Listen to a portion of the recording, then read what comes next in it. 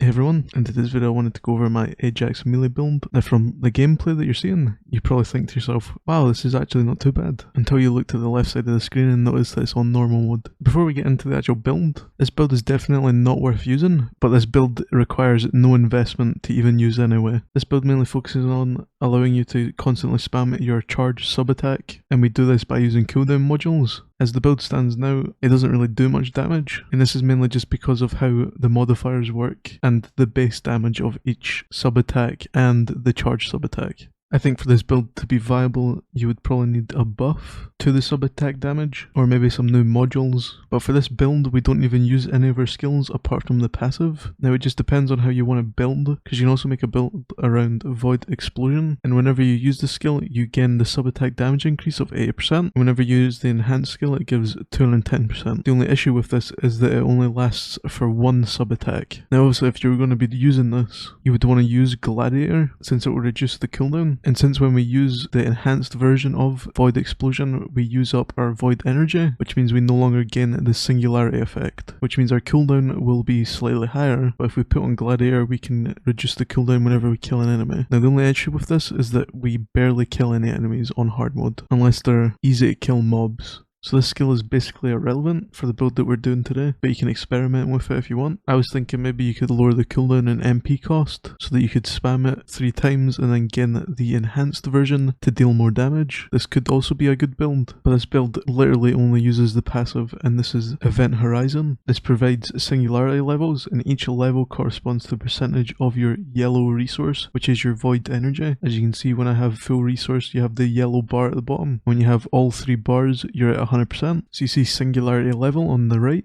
level 1, 2 and 3. You gain level 1 at 30%, level 2 at 60% and level 3 at 100%. And 100% is basically when your bar at the bottom is completely full. When you're on level 3, you gain the singularity effect, and that gives you a cooldown reduction of 20%, and you can maintain this level 3 as long as you're in combat. If you do go out of combat for too long, you'll lose all of your Void Energy within 10 seconds, but staying in combat allows you to keep it up indefinitely. For a quick example of that, if we spawn in some enemies and we replenish our supplies to get the yellow bar, you'll notice on the left that we gain a black cooldown indicator.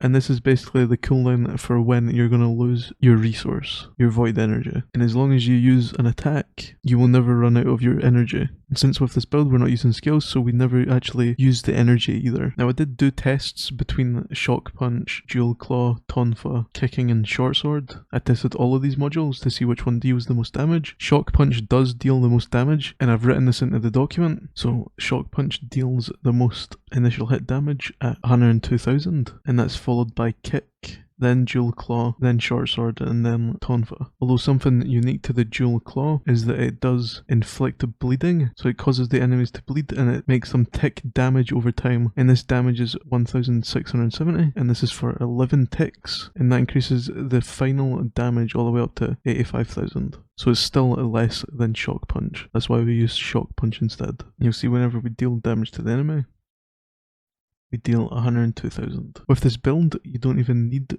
Void Explosion either. You can actually take this off and just run it like this. And this is the zero investment build. All you need is an activator. As you can see, the only thing I've invested into is the sub module. And if I take it off, we're still 79 out of 82. So for this build, these are the modules that you want. The only ones we need for this build is the cooldown. So we use a bunch of cooldown modules. So focus on an attribute for the cooldown, focus on tech for the cooldown, then MP conversion for the cooldown, and then nimble fingers for the cooldown. This lets us increase our skill cooldown all the way up to 743, and the cap is 0.9. Then for additional ones we can use for survivability, so increased HP and increased defense. And then Iron Knuckle on charge sub-attack knockdown enemies. This is just so that you can knock the enemies down every single time you punch them, so that they don't deal damage to you. And then you can just keep knocking them down and keep dealing damage. And then we use HP Collector. Whenever we defeat an enemy, we instantly recover 9% HP. And then HP Plunderer. Whenever we defeat an enemy with charged attack, we recover 9% HP as well, at a 34% chance. I really couldn't think of anything that you could slot into here aside from survivability modules. I did try every single mod, and I looked over every single one to see if I was able to scale anything, but there really wasn't anything that I could add. For your components, stats, you want the volcanic set. Now this description is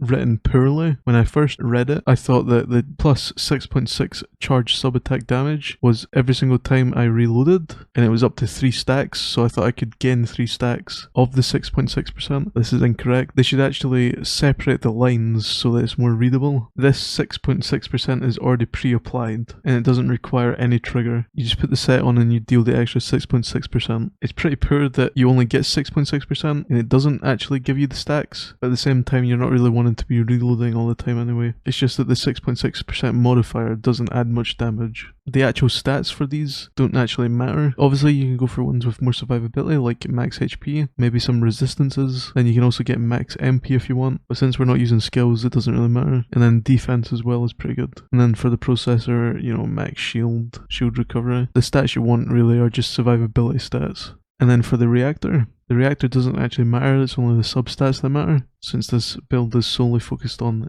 using your melee. And for the substats, you want sub-attack power, and then a skill cooldown. This allows you to deal more damage with your sub-attacks, and the skill cooldown allows you to get closer to your 0.9. Now obviously, whenever we have our full resource, we will already be at 0.9, but say for instance if we have 1% of resource, we're at 0.867, and then if we get another resource, we're at 0.9. This just means that we don't need the full singularity levels to gain enough cooldown to use the charge sub-attack. But ideally, you want the sub-attack power, that is the main stat that you want, and then the skill cooldown is just a little extra that you can add. And then the way this works is you just gain your resource, and then you stay at your resource forever, and then you just walk up to an enemy and you just punch them.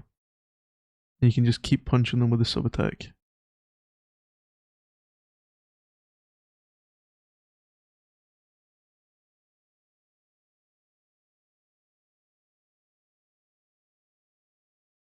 And obviously, since we're using Iron Knuckle, we knock down the enemies, which means they're not able to deal any damage to us. So we can just keep punching them until they die. And since they take so long to die, you're basically just torturing them. Now you'll notice that since we have the sub-attack power and the extra charge sub-attack damage as well, we only deal an extra 21,000. And this is because the sub-attack power modifiers are not calculated on top of your charge sub-attack damage. So if we switch off of our volcanic set and our reactor, and we go into settings, and we go into the stats, you'll notice under the sub category, we have sub-attack power. This is 20,557, and that is the base sub-attack power, and that is where we get our main damage. So if we go into a test build and we remove all modules and we punch an enemy, you'll notice that we get 64,240. But whenever we use a non-charged sub-attack, we get 20,557, which is what we have in our sub-attack power, and this is what the modifiers scale off of. And then with shock punch on,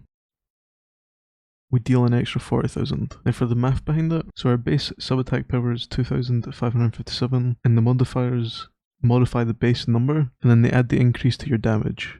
So without any modules on, we deal 64,240, and then if we equip the volcanic set, we deal 65,597, and this is an increase of only 1,357. Now you would expect the 6.6 increase to be 4,000 instead, but since the increase is based on the base sub-attack power, we do 6.6% of 20,557, and that gives us 1,356. And then obviously we round it upwards, and then we add the 1,357 onto our charge sub-attack damage. So instead we do 64,240 plus the 1,357, and that gives us 65,597. And if we go punch an enemy with our charged sub-attack, that's exactly what we get, 65,597. So the reactor and the volcanic set only modify the base sub-attack power, which makes this build even less viable. But even if it was increasing your charge sub-attack damage, it would still be pretty low either way.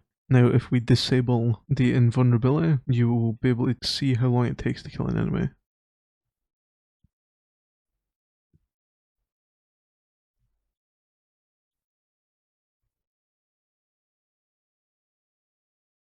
And it's not bad, you can still kill them, it will just take a lot longer.